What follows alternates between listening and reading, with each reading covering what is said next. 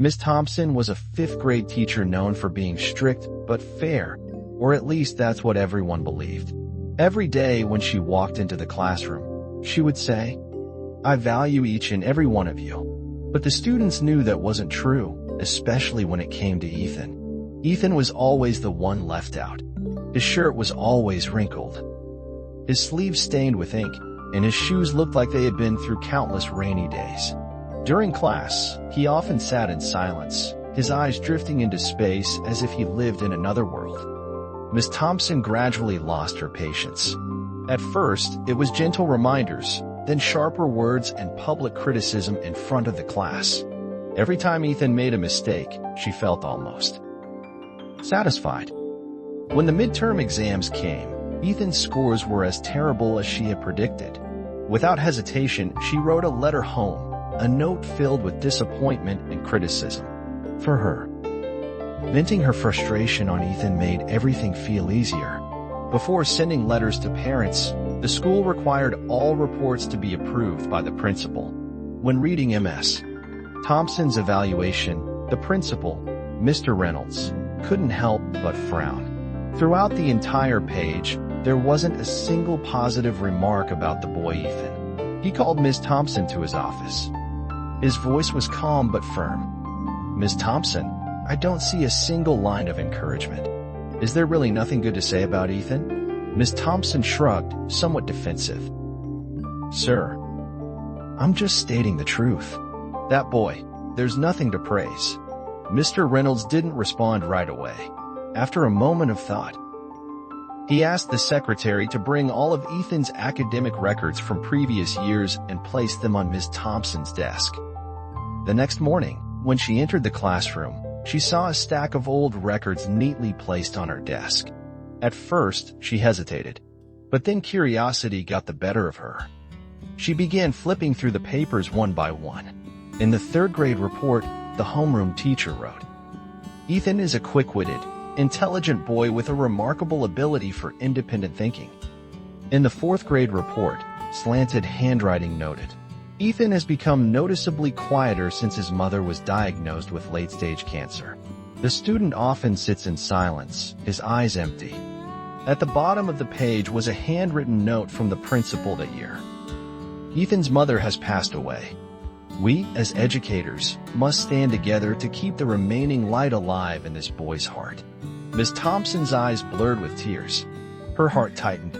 It turned out that behind the indifference, the messiness, and the isolation was an entire shattered world she had never bothered to notice. That day, when she walked into the classroom, she said the familiar phrase once again, "I value each and every one of you." But this time, her eyes paused for a long moment on Ethan's seat, and for the first time, those words were truly sincere. From that moment on, Miss Thompson kept a special place in her heart for Ethan.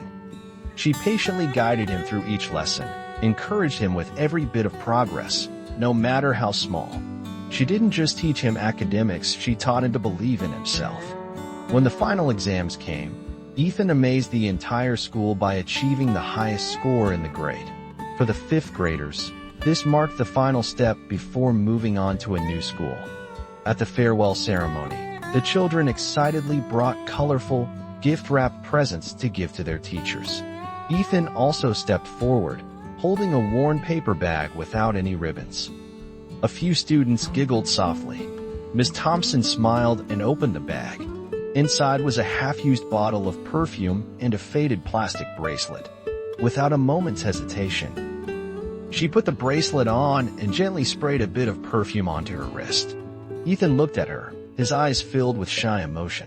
"Today, you smell just like my mom used to," he whispered. Ms. Thompson said nothing. She simply opened her arms, pulled him into a tight hug, and held him close. "I've always believed you would grow into a kind and strong man.